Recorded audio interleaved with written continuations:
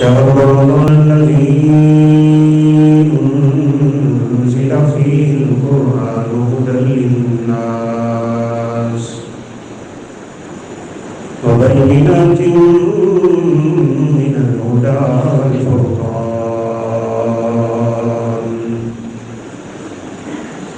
وقال النبي صلى الله عليه وسلم: من صام رمضان ایمانا واحتسابا غفر له ما تقدم من ذنبه ومن قام رمضان ایمانا واحتسابا غفر له ما تقدم من ذنبه. رب اشرح لي صدري ويسر لي امري واحلل عقدة من لساني يفقهوا قولي. رب زدني علما سبحانك لا علم لنا إلا ما علمتنا إنك أنت العليم الحكيم.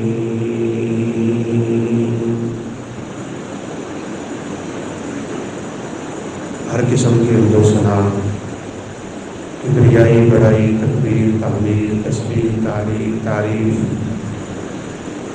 صرف اور صرف اللہ کا ملاکمین کی شان شایان ہے.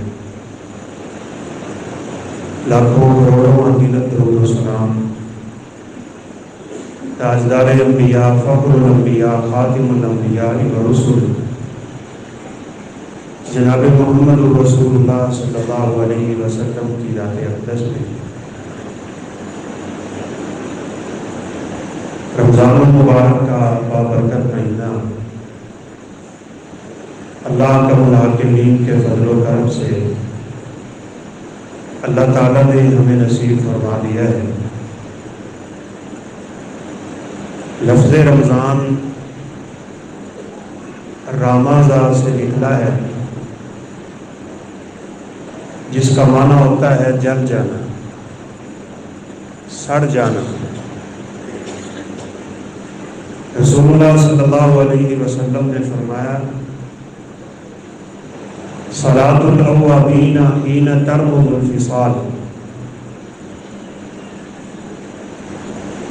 نماز اوابین کا وقت تب ہوتا ہے حین ترمض، اسی سے رمضان ہے کہ جب سورج کی تپش سے، ریت کے گرم ہونے کی وجہ سے اونٹنیوں کے بچوں کے پاؤں جلنے لگ جائیں. تو رمضان کا معنی ہے جلنے، جلانے والا. رمضان کو رمضان اس لیے کہتے ہیں کہ رمضان المبارک کے داخل ہوتے ہی انسان کے گناہوں کو اللہ جلا کے رکھ دیتے ہیں. یہ مغفرت کا مہینہ ہے، یہ بخشش کا مہینہ ہے، یہ اللہ کا ملاکمین کی رحمت کا مہینہ ہے. وَلِلَّهِ يُتَقَى فِي كُلِّ يَوْمٍ وَلَيْلَةٍ مِّن رمضان. رمضان کا کوئی دن، کوئی رات، کوئی گھڑی، کوئی لمحہ، کوئی لحظہ ایسا نہیں گزرتا کہ جس میں اللہ کا ملاکمین اپنے بندوں کو جہنم سے آزاد نہ کر رہے ہیں. رمضان کی اپنی فضیلت ہے، روزے کی اپنی فضیلت ہے، اور روزے دار کی اپنی فضیلت ہے. رمضان کو اللہ نے بڑی شان دی ہے، اور اس کی وجہ یہ ہے کہ جتنی بھی آسمانی کتابیں نازل ہوئی ہیں سب کی سب اللہ تعالیٰ نے رمضان میں نازل کی. سیدنا ابراہیم علیہ السلام کو جو صحیفے ملے تھے وہ رمضان کی 1 تاریخ کو ملے تھے، پہلا رمضان. پھر اللہ تعالیٰ نے تورات اتاری ہے 6 رمضان، انجیل اتری ہے 13 رمضان، اور زبور اتاری ہے اللہ کا ملاکمین نے 18 رمضان کو، اور قرآن مجید کا نزول ہوا تھا 24 رمضان. ساری کتابیں اللہ نے رمضان المبارک کے بابرکت مہینے میں نازل فرمائی. وہ کتابیں بھی ہدایت کا ذریعہ اور یہ مہینہ بھی ہدایت کا ذریعہ. شیطان جگڑ دیے گئے، جنت کے دروازے کھول دیے گئے اور نبی کائنات علیہ الصلوۃ والسلام نے فرمایا فلم یغلق منها باب،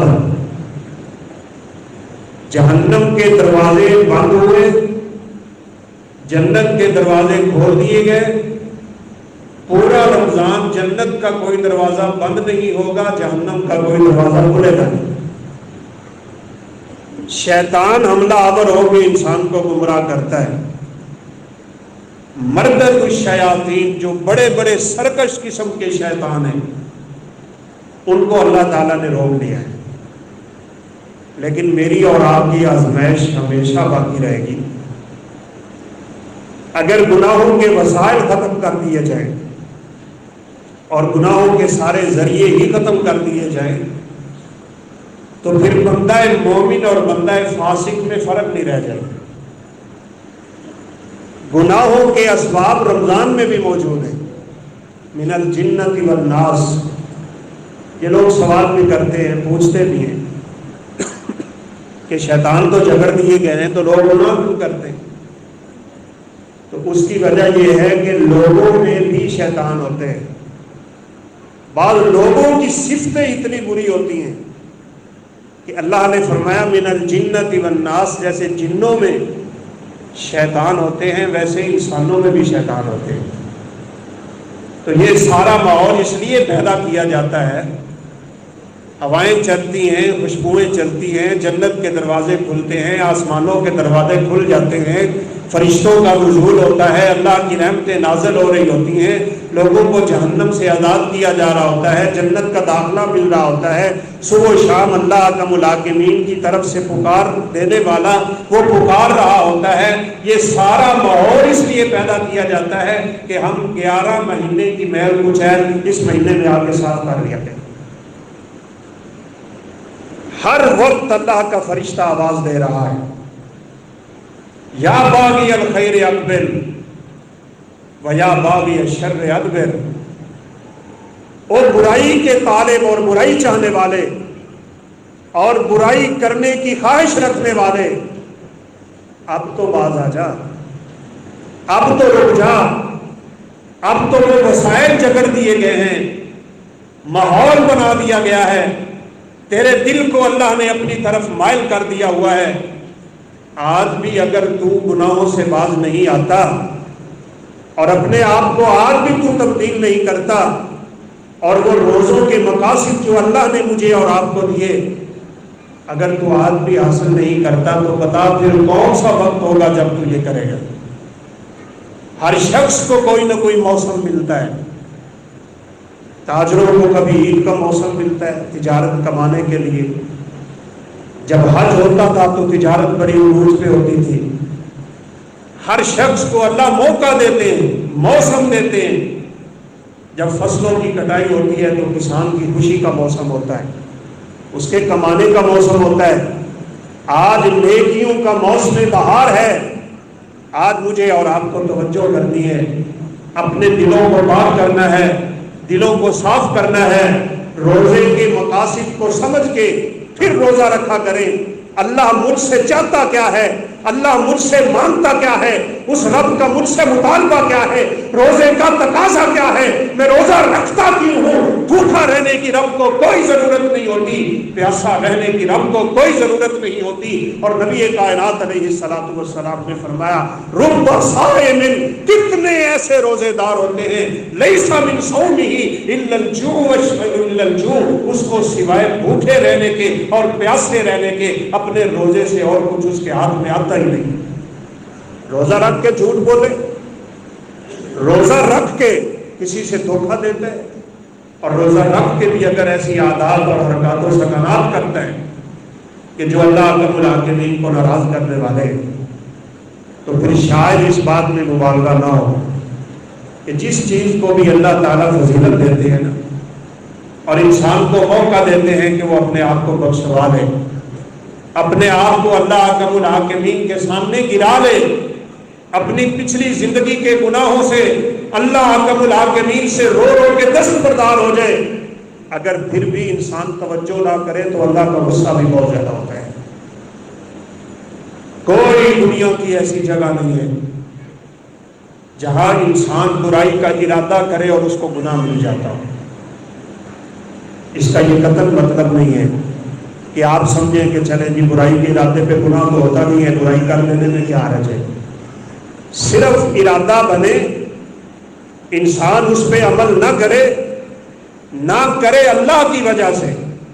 ایک ہے موقع نہیں ملا، موقع کی بات نہیں ہے، اسے موقع ملا، لیکن اللہ رب العالمین کی خوف کی وجہ سے اس نے اگر وہ گناہ نہیں کیا جس کا ارادہ کیا تھا، تو رسول اللہ صلی اللہ علیہ وسلم نے فرمایا اللہ اس کے بدلے بھی اسے نیکی کا اجر عطا فرما دیتے ہیں۔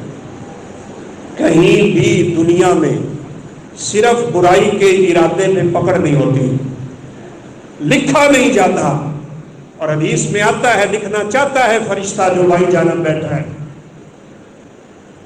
وہ برائیاں لکھتا ہے، انسان ارادہ کرتا ہے وہ لکھنے لگتا ہے، دایاں اس کا ہاتھ پکڑ لیتا ہے جو نیکیاں لکھتا ہے۔ ابھی تو اس نے گناہ کیا نہیں تو کیوں لکھ رہا ہے؟ ابھی تو اس نے ارادہ کیا ہے۔ میرا رب مجھ پہ اور آپ پہ کتنا کریم ہے، کتنا رحیم ہے، کتنا غفار ہے، کتنا مجھ سے اور آپ سے محبت کرنے والا ہے۔ نبی صلی اللہ علیہ وسلم نے فرمایا نیکی کا ارادہ کرتے ہی دائیں جانب والا نیکی لکھ لیتا ہے، لیکن برائی کا ارادہ کرنے سے اس جانب والے کو لکھنے نہیں دیتا۔ ارادہ کرنے سے ایک اجر مل جاتا ہے، اور اگر انسان اس ارادے کو پائے تکمیل تک پہنچا دے 10 نیکیوں سے بات شروع ہوتی ہے۔ یہ بات یاد رکھیے، من جاء بالحسنۃ فلہ عشر امثالها، کوئی ایسی عبادت نہیں جس کا اجر اللہ نے 10 گنا نہ رکھا ہو۔ یہ شروع ہی 10 سے ہوتی ہے۔ یہ اللہ کا کرم ہے، یہ اس کا لطف ہے، یہ اس کی مہربانی ہے، یہ اس کا فضل ہے، مجھے اور آپ کو معاف کرنے کا بہانہ ہے۔ نیکی ہم ایک کرتے ہیں اور فوراً اللہ تعالیٰ کے حکم سے 10 نیکیوں کا اجر لکھ دیا جاتا ہے۔ جاتا کہاں تک ہے؟ یہ 700 گنا تک جاتا ہے۔ 10 سے شروع ہوتی ہے بات، 700 گنا تک جاتی ہے۔ قرآن میں مثال ہے کسانوں کو سمجھانے کے لیے۔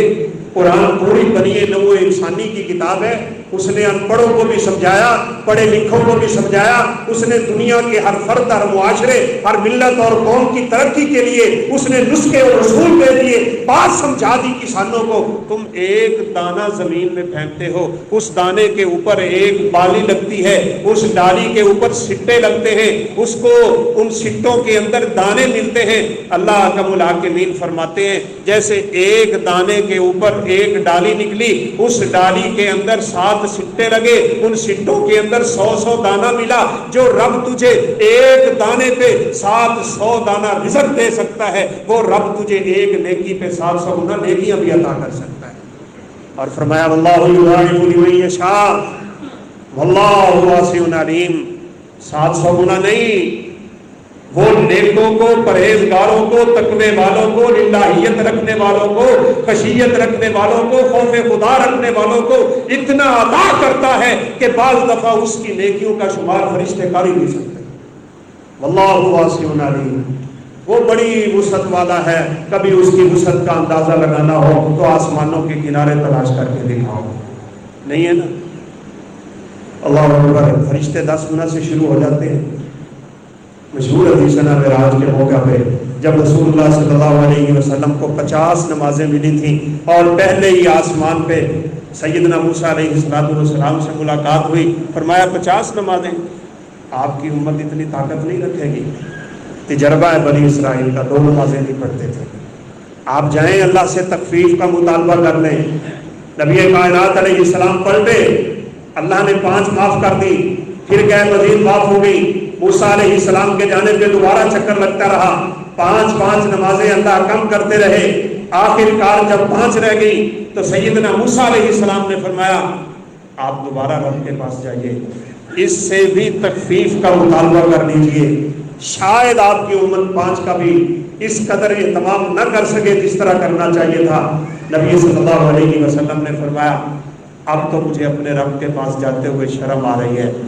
اللہ نے آواز دی، فرمایا میرا پیغمبر یہ بات یاد رکھیے گا، ما یبدل القول لدی میرے کلمے تبدیل نہیں ہوتے، میرے فیصلے تبدیل نہیں ہوتے، میں نے تجھے 50 نمازیں دی تھی، ان 50 کو کم کر کے میں 5 کر چکا ہوں، تیری امت 5 پڑھے گی، میں 50 کا ہی ثواب ادا کروں۔ ہر نیکی 10 گنا سے شروع ہوتی ہے۔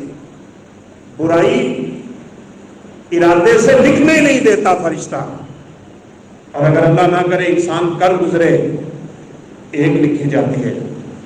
نیکی کے ارادے پہ 1 نیکی لکھی گئی، اور اس کو عملی جامہ پہنانے سے 10 سے شروع ہو گئی بات، 700 گنا سے اوپر چلی گئی۔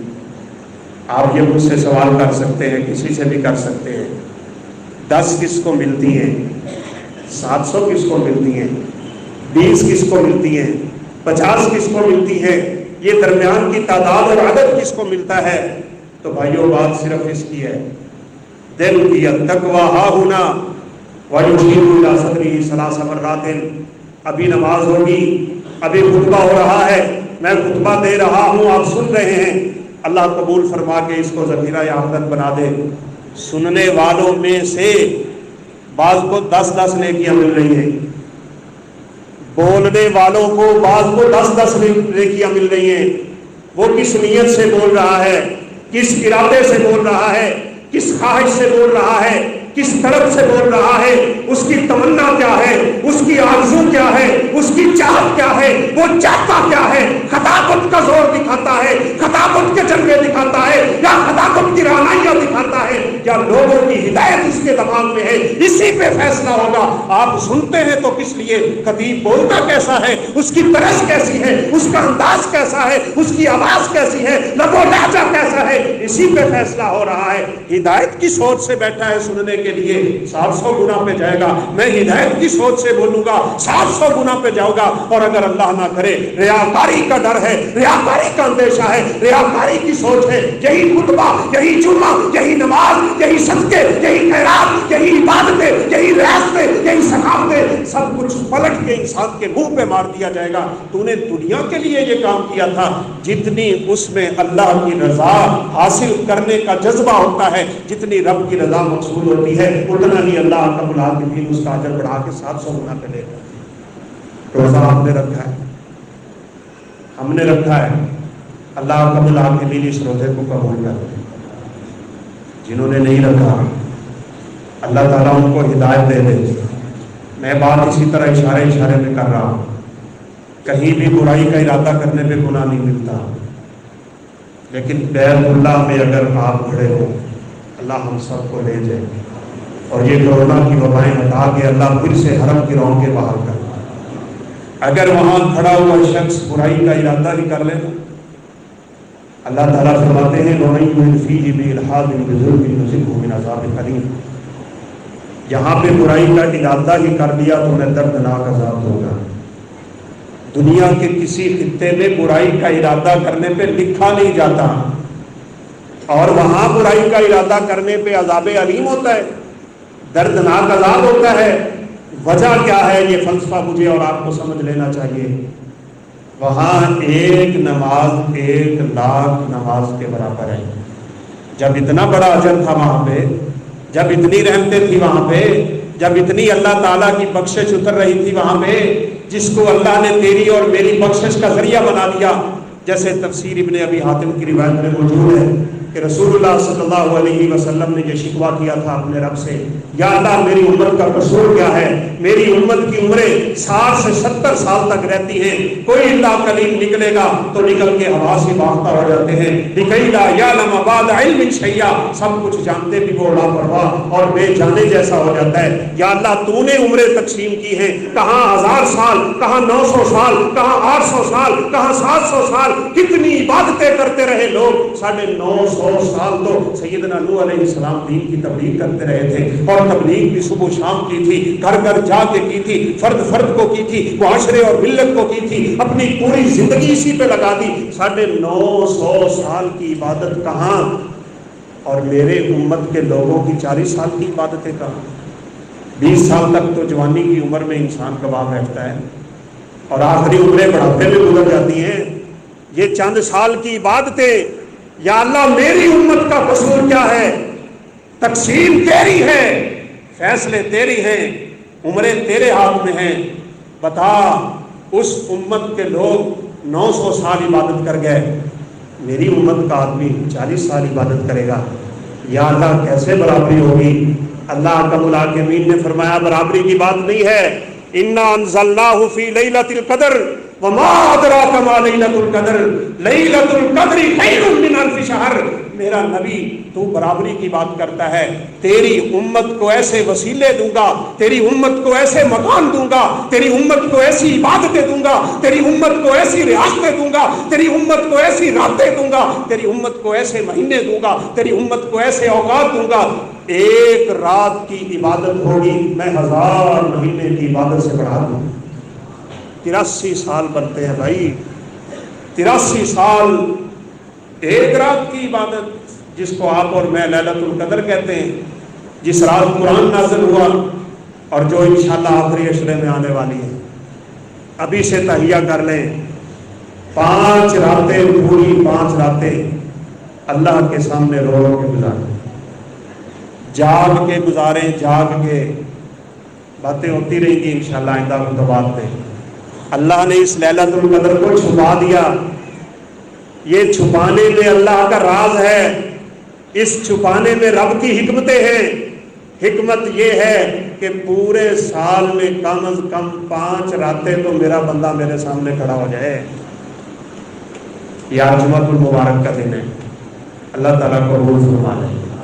عصر کی نماز کے بعد ایک گھڑی ہے، ہر جمعے آتی ہے، اور نبی کریم صلی اللہ علیہ وسلم نے یوں کر کے انگلی کا اشارہ کیا، وَأَشْعَرَ بِيَدِهِ يُكَلِّلُهَا، آپ انگلی کے اشارے سے بتا رہے تھے یہ بڑی مختصر گھڑی ہے، آتی کب ہے، اس گھڑی میں ہوتا کیا ہے؟ رسول اللہ صلی اللہ علیہ وسلم نے فرمایا یہ جمعے کی جو مبارک ترین گھڑی ہے نا، ہے تو یہ بھی بڑی بابرکت گھڑیاں جس میں ہم بیٹھے ہیں، اللہ کی قسم بڑی بابرکت ہے۔ آپ نے حدیث سنی ہوئی ہے، آئندہ جمعے آ رہے ہیں، توجہ کیجئے گا، محنت کیجئے گا، ریاضت کیجئے گا، ذہن بنا لیجئے گا۔ اللہ کے نبی نے فرمایا صلی اللہ علیہ وسلم، جو آدمی اس دن غسل کرے، اچھا لباس پہنے، خوشبو لگائے، مسواک کرے، اپنے گھر کا تیل لگائے، اپنے گھر سے پیدل مسجد چل کے آئے، امام کے قریب بیٹھے، پہلے وقتوں میں آئے، غور سے خطبہ سنے، امام کے ساتھ نماز پڑھے، امام جب سلام پھیرتا ہے اس کے ساتھ اس نے سلام پھیرا، اللہ ہر قدم کے بدلے سال کے روزے اور سال کی تہجد کا ثواب نصیب کر دے۔ چلے کو بندہ وہ پرانے محلے سے کہاں سے دور سے وہ سوچے یہاں تک آتے ہوئے کتنے قدم اٹھیں گے، ہر قدم کے بدلے سال کے روزے، اور روزہ کون جانتا ہے روزے کے اجر کو؟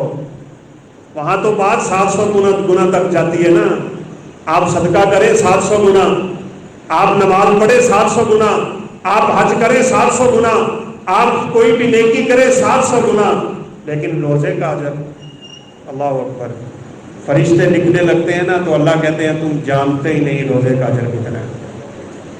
الصوم لی وانا اجزی بہ، اللہ ہم سب کو ریاکاری سے محفوظ رکھے۔ نماز میں ہو سکتی ہے، صدقے میں ہو سکتی ہے، جہاد میں ہو سکتی ہے، حج میں ہو سکتی ہے، کسی بھی نیکی میں ریاکاری ممکن ہوتی ہے، لیکن روزے میں نہیں ہوتی۔ وضو کرتے ہوئے کوئی پانی کا گھونٹ نیچے اتار لے کون دیکھ سکتا ہے؟ کوئی نہیں دیکھ سکتا نا۔ آخر وہ کیا چیز ہے؟ ابھی تو اللہ کے فضل سے موسم اچھا ہے، گرمیوں کے روزے بھی آئے، ابھی کچھ دن آئیں گے بھی۔ کیا وجہ ہوتی ہے؟ گرمی کی شدت ہے، گرمی کی حدت ہے، ٹھنڈا پانی ہے، آپ وضو کر رہے ہیں، کلی کرتے ہیں، پانی منہ میں جاتا ہے، حلق کے قریب تک پہنچ جاتا ہے، کیا وجہ ہے؟ کوئی آدمی اپنے گلے سے پانی نیچے نہیں اتارتا۔ آج ایمان مضبوط ہو گئے، آج اللہ نے تقویت دے دی، اسے پتا ہے اس کائنات میں جب کوئی نہیں دیکھتا تو اللہ رب العالمین تو دیکھ رہا ہوتا ہے۔ اللہ فرماتے ہیں روزہ میرے لیے ہے، اس میں کوئی ریاکاری نہیں ہے۔ وہ چاہے تو چھپ کے کھا سکتا ہے، وہ چاہے تو چھپ کے پی سکتا ہے، وہ چاہے تو دھوکے سے ہی پی سکتا ہے کہ مجھے یاد ہی نہیں رہا، لیکن یہاں کسی کی کوئی پرواہ نہیں ہوتی۔ اللہ فرماتے ہیں جب وہ روزہ رکھتا ہی میرے لیے ہے، تم اس کا کھانا خالی چھوڑ دو، میں اپنی رحمت کو دیکھ کے اس کو قیامت کے دن اجر نصیب کروں۔ ایک صبر کا اجر کوئی نہیں جانتا، انما یوفی الصابرون اجرهم بغیر حساب، اور ایک روزے کا، اور صحیح پوچھے نا تو روزے کا معنی ہی صبر ہے، روزے کا معنی بھی صبر ہے۔ لفظ صابر عربی کا ہے، اس کا معنی ہوتا ہے رک جانا۔ آپ کھانے سے رک گئے، آپ پینے سے رک گئے، آپ شہوت سے رک گئے، آپ نیند سے رک گئے، آپ آرام سے رک گئے۔ اس لیے تو میرے پیغمبر نے فرمایا کل قیامت کا دن ہوگا، نامہ اعمال پیش ہو رہے ہوں گے، رب کی عدالت ہوگی، حساب کتاب ہوگے، ادھر روزہ آ جائے گا، ادھر قرآن آ جائے گا۔ روزہ کہے گا یا ربی منعتہ من الطعام والشراب، یا اللہ یہ کھا سکتا تھا، اس کی زبان بھی تھی، اس کا منہ بھی تھا، اس کا چہرہ بھی تھا، اس کے پاس وسائل بھی تھے، اس نے تیری وجہ سے کھانا پینا چھوڑ دیا۔ ادھر قرآن آ جائے گا یا ربی منعتہ من اللیل، یا اللہ میں نے اس کو رات کو سونے نہیں دیا، 10 11 بجے تک یہ تراویحاں پڑھتا تھا، پھر اس کے بعد بھی کبھی یہ قرآن پڑھ لیتا تھا، اس کی تلاوت میں مشغول رہتا تھا، یا اللہ اس نے تیری وجہ سے راتوں کی نیندیں قربان کر دی میری تلاوت کرتے ہوئے۔ نبی کائنات علیہ الصلوۃ والسلام نے فرمایا فیشفعانی فیشفعانی، یہ دونوں سفارش کریں گے۔ روزہ کہے گا یا اللہ میرے لیے ہی، جس کو آج میری سفارش سے جنت کا داخلہ دے دے۔ ادھر قرآن کہے گا یا اللہ میری سفارش سے اس کو جنت کا داخلہ دے دے۔ نبی کائنات علیہ الصلوۃ والسلام نے فرمایا فیشفعانی، اللہ دونوں کی سفارش قبول کر کے اسے جنت کا داخلہ دے دے۔ قیامت کے دن کون ہے جو سائے کی تلاش میں نہیں؟ گرمی کی شدت اور حدت اور سوا لیزت سورج اور تپش اور پتل بنتی ہوئی زمینیں اور اپنے ہی پسینوں میں شرابور لوگ، یہاں ہر ایک کو سائے کی ضرورت ہے، سائے کی۔ ایک تو صدقے کا بڑا سایہ ہے نا، اور ایک روایت میں ہے اللہ اکبر، نبی صلی اللہ علیہ وسلم نے فرمایا سورہ بقرہ اور سورہ آل عمران، یہ دونوں صورتیں بادل بن کے پڑھنے والے کے اوپر آگے اللہ کے حکم سے سایہ کر لیں گی۔ قرآن سفارشی ہے، روزہ سفارشی ہے، اس سے بڑی کیا بات ہے۔ نبی صلی اللہ علیہ وسلم نے فرمایا، یہ بعض لوگ کہتے ہیں، پوچھتے بھی ہیں کہ جی روزے کی حالت میں مسواک کر لینی چاہیے کہ نہیں کرنی چاہیے؟ عصر کی نماز کے بعد امام مالک کہا کرتے تھے نہ کیا کریں، کیونکہ روزے دار کے منہ سے جو سمیل آتی ہے نا، اللہ اکبر، جس کو دیکھ کے بندہ منہ پرے کر لیتا ہے، فرشتہ بھی منہ پرے کر لیتا ہے۔ رسول اللہ صلی اللہ علیہ وسلم نے فرمایا جن چیزوں سے لوگوں کو تکلیف ہوتی ہے بدبو، اس سے فرشتوں کو بھی بڑی تکلیف ہوتی ہے۔ اپنے آپ کو اس چیز سے بچا کے رکھا کرے۔ اس منہ کی سمیل کو دیکھ کے پرے منہ کر لیتا ہے انسان، لیکن نبی صلی اللہ علیہ وسلم نے فرمایا لَخَلُوفُ فَمِ الصَّائِمِ أَطْيَبُ عِندَ اللَّهِ مِنْ رِيحِ الْمِسْكِ، روزے دار کے منہ سے نکلنے والی یہ ہوا اللہ حاکم الحاکمین کے ہاں عمر اور کستوری سے زیادہ پسند ہوتی ہے، بڑی پسند ہوتی ہے۔ تو امام مالک کہتے تھے نہ کرے مسواک، اور دوسرے علماء کہتے تھے نہیں اس میں کوئی حرج نہیں ہے۔ وہ خوشبو اور وہ انسان کی سمیل جو اللہ تعالیٰ کو بڑی پسند ہوتی ہے، یہ معدے سے اٹھتی ہے، اس کا منہ سے کوئی تعلق نہیں ہے، لہذا مسواک کیا کرو۔ بلکہ نبی صلی اللہ علیہ وسلم نے فرمایا مسواک کرو۔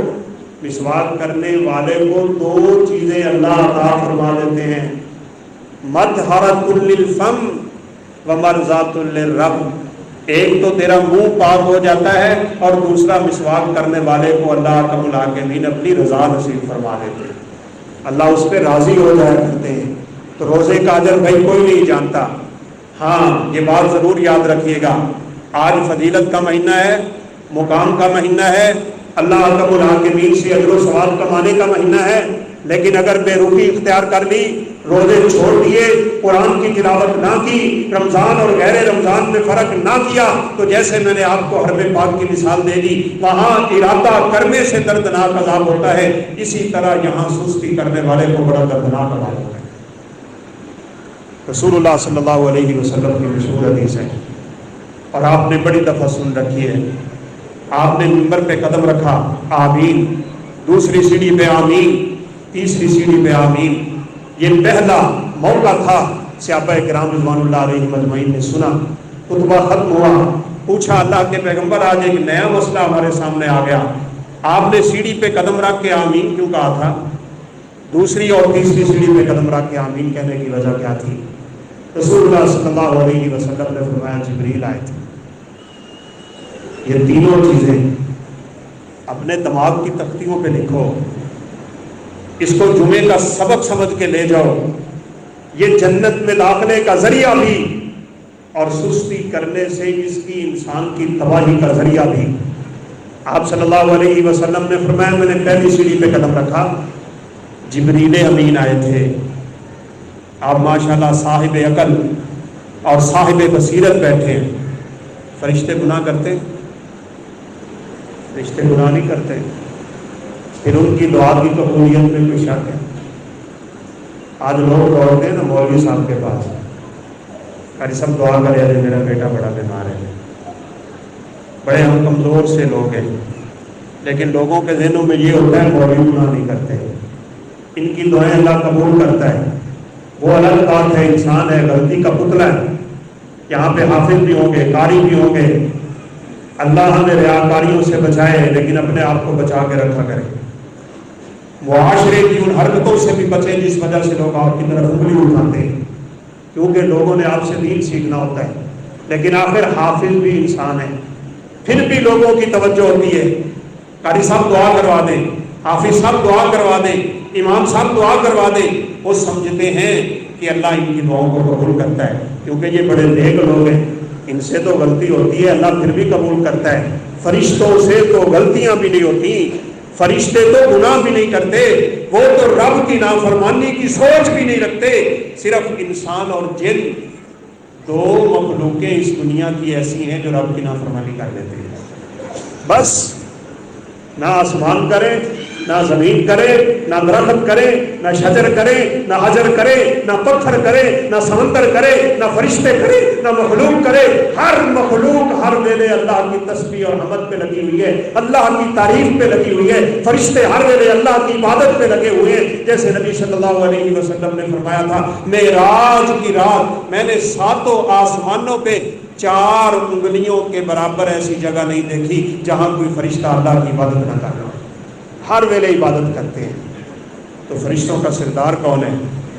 ہم سب جانتے ہیں جبریل امین علیہ الصلوۃ والسلام، جس کی سرداری کا یہ عالم ہے کہ اللہ نے یہ قرآن پڑھ کے جبریل کو سنا دیا اور جبریل نے آ کے اللہ کے نبی کے دل پہ اٹھایا اور پڑھ کے سنا دیا۔ کوئی فرشتہ رب کا پیغام نہیں سن سکتا، یہ باتیں بھی دماغ میں رکھو۔ کہتے ہیں نا اللہ ہو اللہ ہو، اللہ بڑھ گیا نعوذ باللہ ہر بندے دے وچ، اتنا کفریہ عقیدہ، اتنا شرکیہ عقیدہ، یہ حلولیت کا عقیدہ، اور یہ کہ اللہ ہر چیز میں ہے، میں خانے میں دوں وہ خانے میں دوں، ہر جگہ پہ نعوذ باللہ تو اللہ کو مانتا ہے، اللہ کی طاقت کا تجھے اندازہ نہیں ہے۔ مسند احمد کی روایت ہے جب اللہ بات کرنا چاہتے ہیں بات، تو جیسے لوہے کی زنجیر کو نیچے پھینکے اس کی کڑیاں ایک دوسرے کے اوپر لگتی ہیں تو آواز آتی ہے، رب کی کلام کرنے سے پہلے یہ آواز پیدا ہوتی ہے اور اس آواز کے پیدا ہوتے ہی آسمانوں کی ساری مخلوقیں بے ہوش ہو جاتی ہیں۔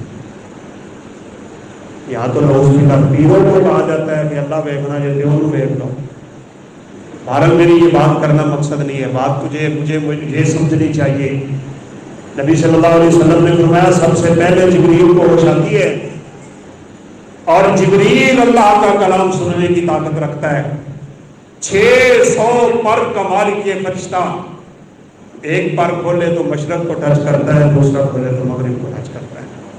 سورہ نجم میں اللہ تعالیٰ نے جبریل امین کی صفتیں بیان کر، بڑا امانت دار ہے، آخر وہی جو لے کے آتا رہا، سارے نبیوں پہ وہی کا سلسلہ جبریل امین کے ذریعے ہی تھا۔ وہ جبریل کی دعا اور نبی کائنات کی آمین، اس کی قبولیت میں کیا شک ہے، اور اس بندے کی مردودیت میں کیا شک ہے، اور اس کی بدبختی میں کیا شک ہے جس پہ دعا جبریل کی ہو اور آمین میرے نبی کی ہو۔